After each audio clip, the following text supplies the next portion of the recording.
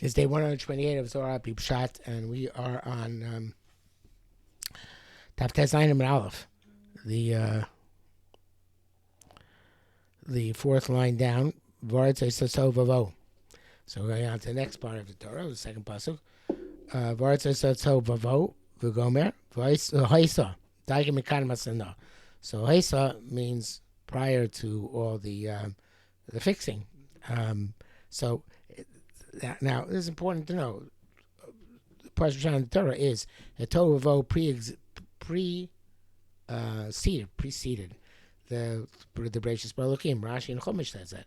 First, Rashi and Chumash says that in the beginning of creation there was Tohu Vavo.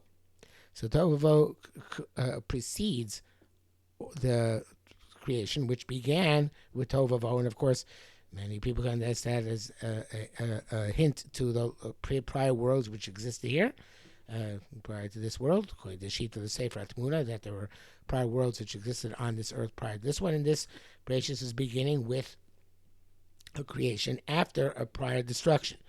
Alternatively, at the beginning, we know the Chazal say that there are certain things which were Kadam Olam for 2,000 years. They came before the world was created, and the world the Torah picks up after those things which preceded the world, such as Tshuva, were already existed. So the idea of 2,000 years, of course, is an interesting one. What exactly 2,000 years represents, but that's not here in the Zohar.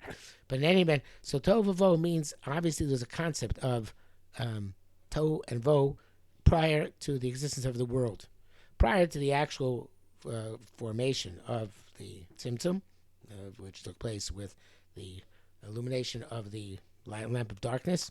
There was at least a conceptual concept of Tohu Vavo. And Tohu Vavo, which existed, was Tagagomaya. There's snow in the water. Now, I don't think, according to our understanding, there should mean literal snow and literal water, but the water in this case is something which is negative, and the snow is something which is positive, something which crystallizes out of the water, something good which comes out of the bad. And good and bad also doesn't necessarily mean literally good and bad, because there's no free will. There's nothing there to select to be evil or to select to be good, but something which is, the Zohar is going to call solace, refuse. Which is at least at first unusable. So it says that italga maya nafka mina zuama bohu chela italga.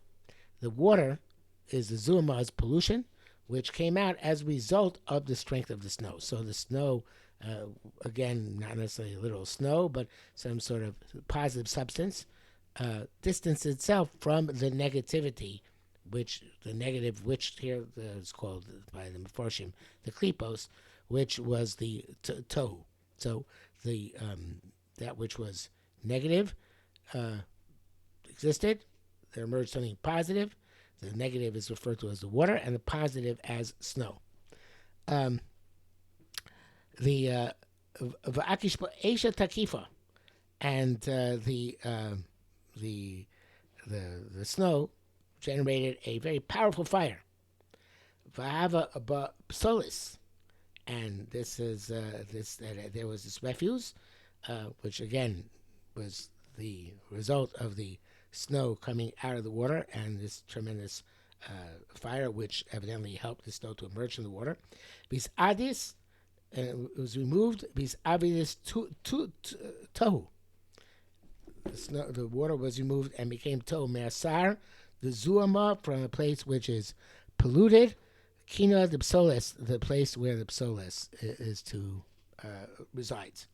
Bohu briru, bohu is that which is clarified. These baramigo psoles, it came out of the psoles. Is yashe ba choshech, and then they reside in the darkness. But before we get to the darkness, which will be the next step, so the idea, which is fundamental to Kabbalah, that there are klipos, which are negative and have to be held separately, and there's Nitzotzos, which evidently the snow crystals represent, which have to be emerged from the Kelipos, is right there at the beginning. It's the concept predates the world. And there has to be Tohu Vavo. Tohu is what's separated, and the Vo is what emerges. So is Yashir B'Choshech Raza Desha Takifa. There was a darkness which was like a powerful fire. Vahu Choshech the Chafe Agabe Hahu Tohu, and that darkness sits on top of the Tohu Agabe Hapsoles, on top of the Psoles, Vis Taklis Mine, and is fixed from it. So we don't know yet what this Choshech is, but this Choshech doesn't seem like the same Choshech which we had, which we're talking about, but we had for the Butzina Kardanisa. This seems like a real, powerful, and fiery darkness, which is a negative. And this is the barrier, so to speak, the border, I think is a better term, between the Bohu, which has emerged, which is good, and I don't know if it's completely emerged. It's emerging over time.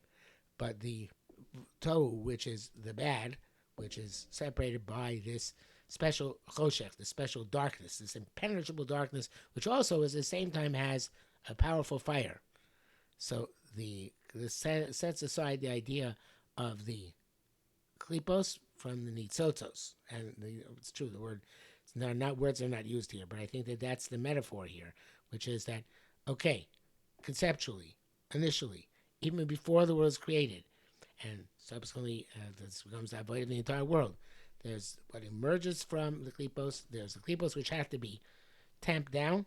They have to be understood to have darkness covering them, and very powerful and fiery darkness. And the whole world is this process of being mavarer, all that sheleg from all that mayim in a positive way. Obviously, how it's going to take place, that's what has to be discussed. But those ideas here of Tohu Vavohu, the negative, which is not named to the water, the murky, dark waters, and the positive, which is the bright, pure snow. And we'll stop here for today.